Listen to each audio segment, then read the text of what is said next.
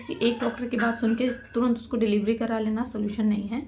जब बेबी हुआ वो मेरी बहुत बड़ी गलती थी, तो मुझे लगता है वो नहीं करनी चाहिए। In a mother you should be possessive for your child.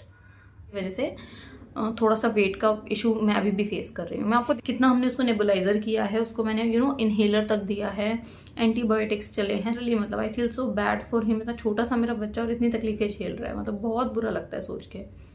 Hello friends, welcome back to my YouTube channel. मेरा नाम है करिश्मा और आज काफ़ी दिनों बाद मैं एक व्लॉग बना रही हूँ। जैसा कि आप लोगों ने टाइटल देख के समझ लिया होगा कि मैं किस बारे में बात करना चाह रही हूँ। मैं बात करना चाह रही हूँ अपने दोनों IUGR बच्चों के बारे में। फर्स्ट वाले की जर्नी तो बहुत ज़्यादा मैंने शेयर नहीं की थी यहाँ यूट्यूब पे, बट सेकंड वाले की जर्नी मैंने पूरी शेयर की है। एक एक रिपोर्ट से लेके आपको सब कुछ मैंने शेयर किया हुआ है। मेरे चैनल पे सारी वीडियोस हैं, सारे रिपोर्ट्स हैं, आप जाके देख सकते हैं। 5th मंथ से ही मैंने सारा कुछ उसका जो भी रिपोर्ट्स थी एंड एवरीथिंग मैंने शेयर किया था। लास्ट में आपको याद होगा तो उसके साथ प्रॉब्लम आई थी। उसका जो है ग्रोथ पीछे रह गया था 3 वीक से, और उसका जो हेड सर्कमफ्रेंस है वो बहुत कम आ रहा था। आई थिंक 5 परसेंटाइल पे था। एंड जिसकी वजह से मुझे बहुत ज़्यादा टेंशन थी कि लाइक सब कुछ नॉर्मल होगा नहीं होगा, ठीक होगा नहीं होगा। फॉर्चुनेटली मेरा बेबी बॉय जो हुआ था वो 2.7 kg का हुआ था, अच्छा वेट था और सब कुछ ठीक था and I was happy till now. अभी तक मैं हैप्पी थी, but all of sudden after 4 month मैंने नोटिस किया कि उसका जो है वेट का थोड़ा सा प्रॉब्लम होने लगा है। वेट उसका उतना ज़्यादा नहीं बढ़ रहा है जितना बढ़ना चाहिए। कुछ प्रॉब्लम्स उसके साथ अभी भी आ रही हैं, वही मैं आपसे इस वीडियो में शेयर करना चाह रही थी। प्रॉब्लम्स मैं जो बता रही हूँ ज़रूरी नहीं है कि हर IUGR बच्चे में वो प्रॉब्लम्स हों, क्योंकि मेरा एक और बेटा है जो कि 5.5 साल का है और वो बहुत इंटेलिजेंट है और उसके साथ कोई किसी भी तरह की ग्रोथ को लेके कभी प्रॉब्लम नहीं आई। चाहे वो वेट से रिलेटेड हो, हाइट से रिलेटेड हो, इंटेलिजेंस से रिलेटेड हो, उसके साथ कभी कोई प्रॉब्लम नहीं आई। लेकिन हाँ, डिलीवरी के टाइम पे उसका जो परसेंटाइल था वो 14 था और जो छोटे वाले का जो परसेंटाइल था वो 5 था, जो कि बिल्कुल एक लोअर माना जाता है। कहते हैं 5 से 95 के बीच में होना चाहिए, तो उसका 5 था मार्जिन पे। बट अभी रिसेंटली क्या हुआ ना, मैं 1 महीने से कोई वीडियो नहीं बना रही हूँ, आप लोगों ने नोटिस किया होगा। आई थिंक 1 महीने से भी ज़्यादा हो गया है। और क्यों नहीं बना रही हूँ, क्योंकि 1.5 महीना हो चुका है मेरा जो छोटा वाला प्रियांश है वो काफ़ी बीमार था। बीमार इन द सेंस उसको पहले कफ शुरू हुआ, खांसी, कोल्ड। उसका रीज़न भी मैं आपको बताऊँगी कि क्यों हुआ था। तो कफ शुरू हुआ, उसके बाद क्या हुआ कि अचानक से उसको अभी last to last week fever आ गया। और वो फीवर क्या था कि 1 हफ्ते तक वो फीवर गया नहीं। बहुत ज़्यादा स्ट्रेस और टेंशन हो गई थी जस्ट बिकॉज ऑफ उसका कफ, उसका फीवर, इन सब चीज़ों के चलते उसका जो वेट गेन होना था गेन तो हुआ नहीं, उल्टा वेट कम हो गया। 10 मंथ के बेबी का वेट कम से कम 8 होना चाहिए मिनिमम। मेरे जो प्रियांश है वो 11th मंथ का होने वाला है और उसका वेट अभी भी अंडर 8 है, 8 से भी कम है। और अगर मैं बात करूँ उसका परसेंटाइल की, जो कि 1 पे पहुंच चुका है, मैं मतलब बहुत हैरान रह गई उस दिन जब, क्योंकि जब भी आप चेकअप के लिए जाते हो ना आफ्टर डिलीवरी, तो बेबी का हेड मेजर करते हैं, हाइट करते हैं और वेट करते हैं। ये 3 चीज़ें होती हैं जो सही ग्रोथ का साइन होती हैं। अगर ये तीनों चीज़ें सही चल रही हैं मतलब आपका बेबी सही ग्रो कर रहा है, कोई प्रॉब्लम नहीं है। मेरे बेबी के साथ सडनली जब ये प्रॉब्लम आई तो मुझे बहुत ज़्यादा बुरा लगा, बहुत तकलीफ भी हुई। बट पता नहीं क्यों मैंने अपने मन को समझाया कि नहीं, कोई प्रॉब्लम नहीं है, इट्स जस्ट बिकॉज ऑफ कि उसको फीवर आया और कोल्ड आया है, शायद इसीलिए ही हुआ होगा। तो मैं उस चीज़ को बहुत ज़्यादा सीरियस नहीं ले रही हूँ, क्योंकि बाकी चीज़ों में अगर मैं बात करूँ माइलस्टोन की, तो उसने वो सारे माइलस्टोन अचीव किए हैं जो एक 11 मंथ का बेबी करता है। मेरा सन जो भी 11 मंथ में चल रहा है, रनिंग है, ही स्टार्टेड लाइक ट्राइंग, वो वॉक करने का ट्राई कर रहा है। मैं आपको साइड में क्लिप्स लगाती रहूँगी सारे उसकी। और वो इतना ज़्यादा कमज़ोर हो गया है, लेकिन बस मुझसे देखा नहीं जाता, वो देख के बहुत तकलीफ होती है।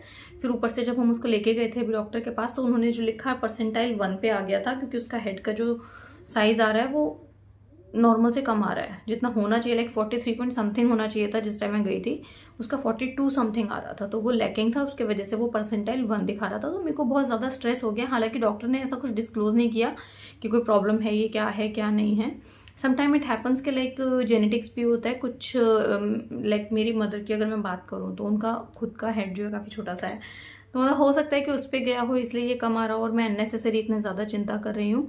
लेकिन वेट की मुझे चिंता सच में बहुत ज़्यादा है, क्योंकि आफ्टर 4 मंथ उसका वेट गेन अच्छे से हुआ ही नहीं है। उसको मोशन इतना आता है, जैसे ही वो खाना खाता है उसको मोशन करना ही है। दिन में कम से कम 4 से 5 6 बार भी करता है वो डेली। एंड मैंने डॉक्टर से भी बात किया तो उन्होंने कहा कि ये भी मतलब इसका कुछ सोल्यूशन नहीं है, बच्चे मैक्सिमम 7 बार तक कर सकते हैं। तो बट लेकिन अगर वो मोशन ही करता रहेगा तो फिर उसको खाना लगेगा कैसे, मेरा ये कहना है। तो अभी मुझे कुछ समझ नहीं आ रहा है। बच्चा हो गया मेरा काफ़ी कमज़ोर, मेरा मन भी नहीं करता ना रील बनाने का ना वीडियो बनाने का, इसलिए मैं कुछ भी नहीं बनाती हूँ इस चैनल पे। स्पेशली मेरा एक और चैनल है, इंग्लिश रिलेटेड है, प्रोफेशनल है, वहाँ मैं फिर भी एक्टिव हूँ, बट यहाँ मैं एक्टिव नहीं हो पा रही हूँ क्योंकि ये चैनल ही है बच्चों से रिलेटेड, और जब मेरे बच्चे ही ठीक नहीं है तो मेरे को मतलब कैसे मन करेगा शेयर करने का। मैं ये भी चीज़ शेयर नहीं करना चाह रही थी आपसे, फिर मुझे लगा कि मेरे जैसे और भी तो मदर्स हैं और क्या पता वो लोग भी ये प्रॉब्लम फेस कर रहे हैं, तो क्या पता मुझे उनसे कुछ हेल्प मिल जाए। आपका भी कुछ ऐसा एक्सपीरियंस हो सकता है तो आप मुझसे शेयर कर सकते हैं। बट हाँ, एक चीज़ मैं ज़रूर कहूँगी कि मुझे माइलस्टोन को लेके कोई इशू नहीं है। उसने बैठना, उसने खड़े होना, उसने चीज़ों को पकड़ना, उसने खाना, मतलब सब कुछ उसका एज पर जो एज होना चाहिए वो हो रहा है। द ओनली थिंग इज उसका हेड जो है वो ग्रो नहीं, मतलब उतना नहीं कर रहा है जितना करना चाहिए, और उसका वेट उतना नहीं बढ़ रहा है। Height is okay. तो मुझे बहुत टेंशन है। तो प्लीज़ गाइज, अगर आप लोग भी इसी तरह से कुछ प्रॉब्लम फेस कर रहे हैं और आपका आगे सब कुछ ठीक था तो प्लीज़ मुझसे शेयर ज़रूर कीजिएगा, क्योंकि मैं एक ऐसे मदर हूँ जो मतलब अपना सब कुछ छोड़ छाड़ के सिर्फ बच्चों के पीछे लगती हूँ। सुबह से मेरे लाइफ में सिर्फ बच्चे मुझे समझ में आते हैं। मैं अपने प्रोफेशन को भी इतना वैल्यू नहीं देती जितना मैं अपने बच्चों को देती हूँ, और हर माँ देती है। इट्स नॉट समथिंग लाइक कि मैं दे रही हूँ, मुझे मालूम है हर माँ करती है। अब आते हैं IUGR पे। IUGR का मतलब रहता है कि ग्रोथ आपका जो है बच्चे का प्रॉपर नहीं हो रहा है due to blood flow issue. वो ब्लड फ्लो का इशू आपको बहुत सारे रीजन से हो सकता है, शुगर हो सकता है, BP हो सकता है। मेरे केस में ऐसा कुछ भी नहीं था, लेकिन फिर भी मेरे बच्चे को ब्लड नहीं जा रहा था। तो मैम ने बोला कि शायद O पॉजिटिव ब्लड ग्रुप है, तो मे भी गाढ़ा हो सकता है, उसकी वजह से थिनर्स वगैरह दिए थे। तो मेरा जो है पता नहीं चला था किस रीज़न से मेरा ये प्रॉब्लम था, लेकिन मेरे साथ ये दोनों प्रेगनेंसीज में प्रॉब्लम था।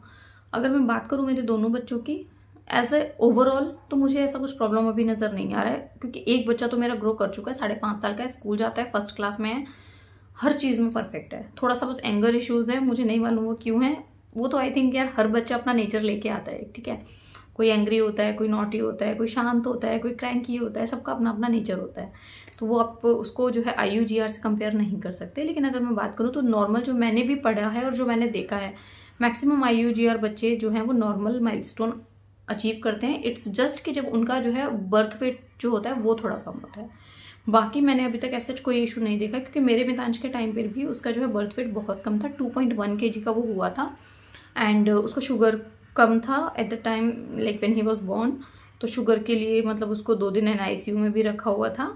एंड पता नहीं, आई फील कि लाइक शुगर के लिए रख लिया, उसको NICU में नहीं भी रखते तो मैं उसको ठीक कर लेती। This is what I feel, लेकिन उसको रखा था। तो अगर आप मदर हैं और आपको भी ये ब्लड फ्लो का इशू हो रहा है, एक तो मेरे पास बहुत सारे मैसेजेस आते हैं ब्लड फ्लो के लेके। मैं इन शॉर्ट में आपको समझाना चाहती हूँ, अगर आप भी इस प्रॉब्लम से जूझ रहे हैं तो फर्स्ट थिंग, सेकंड ओपिनियन ज़रूर लें। एक डॉक्टर की बात को सुन के कभी भी डिलीवरी के लिए जल्दी ना मचाएं, क्योंकि डॉक्टर 7 मंथ में बोलते हैं कि मतलब कर दो, बच्चे को बाहर निकाल लो क्योंकि अंदर ग्रो नहीं हो रहा है, ठीक है। बट ऐसा नहीं करना है, आपको सेकंड ओपिनियन लेनी है, बहुत ज़रूरी है। दूसरी चीज़, मैंने भी सेकंड ओपिनियन ली थी, थर्ड ओपिनियन ली थी आई थिंक, तब जाके मुझे रियलाइज़ हुआ कि मतलब मेरे को हर हफ्ते अल्ट्रासाउंड करा के बेबी का मैं ग्रोथ मेजर कर सकती हूँ और उसके अकॉर्डिंग मैं आगे डिसीजन ले सकती हूँ। तो देखा कि 100 ग्राम, 200 ग्राम, 400 ग्राम एवरी वीक बढ़ रहा था वेट, तो इसीलिए हमने आगे बढ़ाया। तो ये चीज़ आप लोग भी फॉलो कीजिए। मतलब बहुत ज़्यादा किसी की बातों में आके, किसी एक डॉक्टर की बात सुन के तुरंत उसको डिलीवरी करा लेना सोल्यूशन नहीं है। ज़्यादा ही केस सीरियस है, बिल्कुल ही ग्रो नहीं हो रहा है, बिल्कुल वेट नहीं बढ़ रहा है, तब तो फिर ऑब्वियसली और कोई सोल्यूशन नहीं है। क्योंकि मेरे डॉक्टर ने मुझे ऐसे ही समझाया था, उन्होंने कहा था कि अगर आप, जब बच्चा अंदर ग्रो नहीं कर रहा है, जब उसका अंदर वेट नहीं बढ़ रहा है, तो हम बच्चे को बाहर निकाल के वेट बढ़ा देंगे। इसमें कुछ पैनिक होने वाली बात ही नहीं है। इट्स जस्ट कि 35 वीक किसी तरह से कंप्लीट हो जाए, उसके बाद सेफ रहता है। 35 वीक से पहले ना हो तो ही अच्छा है। दूसरी चीज़, ब्लड फ्लो का अगर प्रॉब्लम आता है तो आपको अपना डाइट पे बहुत ज़्यादा ध्यान देना है। थोड़ा सा आप एक्सरसाइजेज इंक्लूड कर सकते हो, बेसिक वॉक वगैरह ज़रूरी होता है। और हेल्दी जितना ज़्यादा खाओगे उतना बेटर है। बाहर का या तला या उट पटांग चीज़ें जिससे हमें न्यूट्रिशन कुछ नहीं मिल रहा है, वो बंद कर दो कुछ टाइम के लिए। मैंने नहीं किया था, ये मेरी गलती थी। मैंने बहुत सारा बाहर का खाया था सेकेंड टाइम पे जब बेबी हुआ, वो मेरी बहुत बड़ी गलती थी। तो मुझे लगता है वो नहीं करनी चाहिए थी। हेल्दी भी खाया था लेकिन साथ में बाहर का भी खाया था। और प्रेगनेंसी में सब लोग खाते हैं, कभी छोले भटूरे खाने का मन है, कभी पिज़्ज़ा खाने का मन है, और मोस्ट ऑफ द लेडीज़ खाती हैं। उनको लगता है कि ये एक टाइम है कि हम मोटे भी हो रहे हैं तो nobody is going to notice that, and हम सब कुछ खा सकते हैं। सबको ऐसा लगता है, मुझे भी ऐसा लगा था जब मैं प्रेग्नेंट थी कि चलो बाकी टाइम तो हमेशा अपने फिगर का ही ध्यान रहता है कि मैं मोटी ना हो जाऊँ, तो मैं कंट्रोल करती हूँ। लेकिन प्रेगनेंसी एक ऐसा पीरियड होता है जहाँ पे आपको कोई कुछ खाने के लिए मना ही नहीं करता। सबको लगता है अच्छा प्रेगनेंसी क्रेविंग है, ये तो दे दो।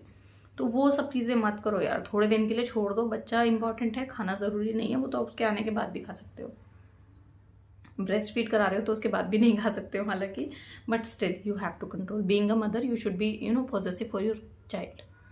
मैंने गलती की थी, आप लोग मत करना। मेरी गलती से मैंने सबक लिया है कि कहीं ना कहीं कुछ तो प्रॉब्लम्स हैं उसके साथ, नॉर्मल चीज़ें नहीं हैं, जैसे कि वेट नहीं बढ़ना, न्यूट्रिशन नहीं मिला उसको शायद प्रॉपर, या कुछ तो है जिसकी वजह से थोड़ा सा वेट का इशू मैं अभी भी फेस कर रही हूँ। मैं आपको दिखाऊंगी यहाँ पे फोटो, आप खुद बोलोगे कि 11 महीने का बच्चा लगता ही नहीं है ये, मतलब लाइक 8 किलो भी उसका वजन नहीं है पूरा, बट हालांकि अपने पैरों पे खड़े होकर चलने की कोशिश ज़रूर करता है वो।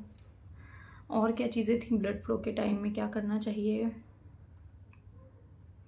Healthy diet, protein rich diet, lots of water, थोड़ा सा वॉकिंग, एंड दैट्स इट। या सो यही था, बस अपडेट देना था। बच्चे की तबीयत ठीक नहीं थी, बहुत सैड फील हो रहा था, सोचा था वीडियोस बना के डालूँ, लोगों को बता दूँ कि भाई ये सब चीज़ें, और मुझे मालूम है क्यों हुआ है, मैं वो भी शेयर करूँगी। एक शॉर्ट वीडियो भी उसके ऊपर भी मैं बनाने जा रही हूँ कि क्यों हुआ है, मैं बता देती हूँ। एक्चुअली मेरे बाबू का जब क्रॉलिंग स्टेज था तो वो 7 मंथ का था और सर्दी स्टार्ट हो गई थी, तो वो विंटर्स में वॉक करता था, क्रॉल करता था, तो वो जो उसके हैंड्स थे वो मार्बल पे लगते थे, ऊपर से नीचे सब कुछ कवर रहता था, हैंड्स में ग्लव्स नहीं पहनता था वो। तो क्रॉल करते करते जिस एरिया में कारपेट है उसको छोड़ के वो दूसरे एरिया में ज़रूर जाता था, और पूरी सर्दी उसने ये किया, जिसकी वजह से उसको इतनी ठंड मतलब सीने में बैठ गई। कितना हमने उसको नेबुलाइजर किया है, उसको मैंने इनहेलर तक दिया है, एंटीबायोटिक्स चले हैं, तब जाके उसका कफ कम हुआ है, ख़त्म अभी भी नहीं हुआ है। लिटरली मतलब I feel so bad for him, इतना छोटा सा मेरा बच्चा और इतनी तकलीफें झेल रहा है, मतलब बहुत बुरा लगता है सोच के। इतने छोटे एज में ये सब देखना चाहते हैं कि बच्चा हेल्दी रहे, तो बट कोई नहीं, अभी 2 दिन से वो ठीक है, टचवुड, नज़र ना लगे, बस उसको अच्छे से ग्रो करे। आप लोग भी प्रे कीजिएगा मेरे बच्चे का वेट बढ़ जाए, अच्छे से हेल्दी रहे, सब कुछ ठीक रहे, और इस तरह के अपडेट्स मैं आगे आपसे शेयर करती रहूँगी जो भी रहेगा। बट अभी तक it is almost okay. And कुछ सिम्टम्स हैं जो अच्छे नहीं है मेरे बेबी के साथ, जैसे कि वो टोज पे चलना, आइज़ को ऐसे ब्लिंक करना। आई डोंट लाइक दो सिम्टम्स, बिकॉज मैंने कहीं कुछ पढ़ा था उसके बारे में, मैं नहीं डिस्कस करना चाह रही अभी। तो ये सारे सिम्टम्स अच्छे नहीं है, नहीं होने चाहिए बच्चों में, बट लाइक देखो 1 महीने 1.5 महीने में पता लग जाएगा आगे की चीज़ें क्या है क्या नहीं है। बोलना अभी तक नहीं सीखा है, सिर्फ मम मम मम करता है कुछ नहीं बोलता है अभी तक भी, तो वो मैं यहाँ पे लगा दूँगी, आप देख लीजिएगा। एंड या that is it for this video. And थोड़ा भी नॉलेजेबल लगा हो मेरी वीडियो, और थोड़ा सा आपके पास अगर कुछ शेयर करने को हो तो प्लीज़ शेयर कीजिएगा, please please. I would like to hear about this कि मतलब ये कॉमन चीज़ें हैं या फिर कुछ अलग हो रहा है, मतलब please do let me know in the comment section. Thank you so much for watching. Subscribe my channel for more such videos. Bye bye.